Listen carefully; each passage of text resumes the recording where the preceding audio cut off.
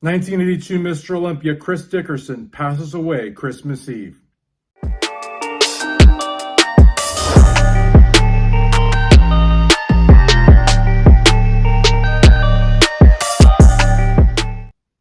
Welcome back to another edition of This Week in Bodybuilding, presented by TitanMedicalCenter.com, your go-to source for all the amazing therapies, including TRT, Nectar of the Gods, and the new Aries therapy. That's right, my friends. 1982 Mr. Olympia Chris Dickerson passes away. Many of us getting the news Christmas Eve morning. This is very, very sad for a bodybuilder who got into the sport in 1965, turned pro in 73, and had just some amazing titles and placings, including the 1980 Mr. Olympia, where he took second to Arnold, who a lot of people say only prepped for 8 weeks, did not look as good as the years, when he was on top.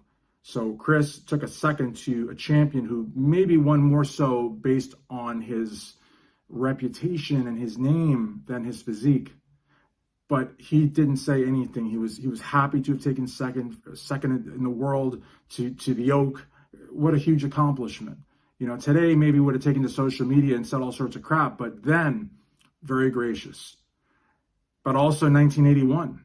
The most controversial Mr. Olympia is more controversial than 2001, than 97, than 2021. It is the most controversial. He took second to Franco, who had injured himself lifting a refrigerator and looked all bow-legged, but still, he took second to Franco.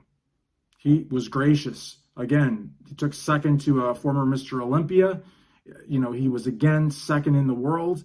And while he may not have had the title either in 81 or 80, to a lot of people, he was a 2-time Mr. Olympia already, uncrowned, unofficially, but very much so, because he went up against 2 guys that were past their prime, but who had huge name recognition, and he took second to them 2 years consecutively. Okay, but 1982, he gets the Olympia at 43 years of age, up until then the oldest to get the crown, and would only be beat by Sean Roden, may he also rest in peace, just by a couple of months. Chris Dickerson, again, 1982 Mr. Olympia, took 83 off for whatever reason, came back in 84, I believe got 11th, which is a huge drop. Also competed at the Arnold Classic, getting top 10 in 1990, and competed at the Masters Olympia, his final show in 1994, taking a top 4, also being inducted into the IFBB Hall of Fame in that year, and has been an inspiration for many bodybuilders, including 4-time Mr. Olympia Jay Cutler, who cites Chris Dickerson and has cited Chris Dickerson throughout the span of his career and post-career as being probably the biggest inspiration for the man with the famous quad stomp. So again, Chris Dickerson has inspired so many, and he was the last of the Mr. Olympias that were at or maybe below 200 pounds, and I think to a lot of people, the following Mr. Olympia, who also was in that group, I should say, Samir Banu, was the end of the golden era. To a lot of people, 1983 was the official end of the golden era.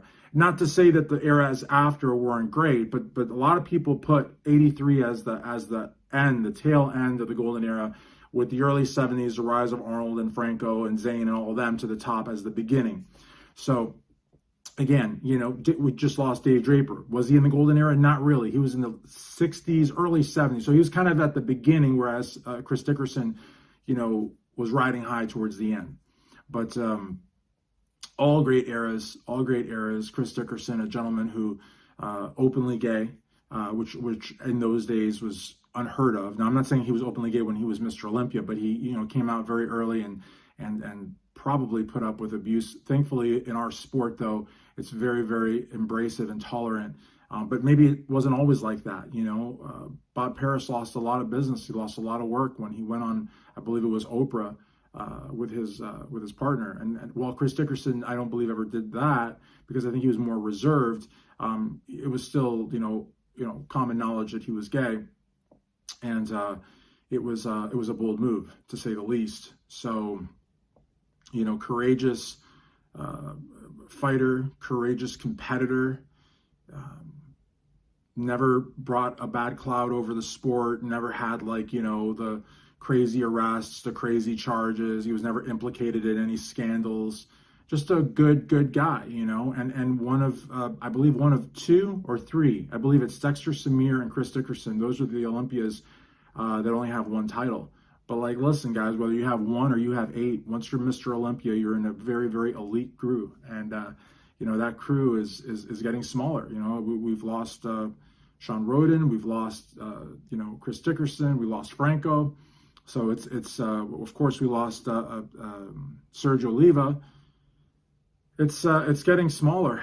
It's getting smaller, and so we have to cherish our champions, and we've got to really truly show them how much they mean to us. And we probably didn't get a chance so much to show Chris Dickerson, only because he was so reserved. You know, he's like the John Deacon from Queen. You know, like, where's John Deacon? You know, where's George Harrison? You know, he also passed, but from the Beatles, he was the quiet one. And I think that Chris Dickerson really was probably one of the most reserved Mr. Olympias we've ever had. So much so that a lot of people were not even aware of where he was or what he was doing.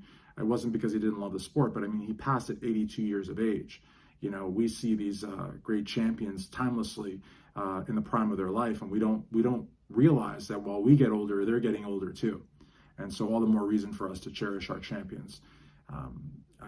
Today's Christmas Eve. You may see this Christmas Eve. You may see this Christmas Day. You may see this next year. But whenever you see it, I hope you have a very nice day. And definitely mourn the past of 1982 Mr. Olympia, Chris Dickerson. This is Christian Duke. Thanks again for watching This Week in Bodybuilding on all Strength Addicts platforms, brought to you courtesy of TitanMedicalCenter.com.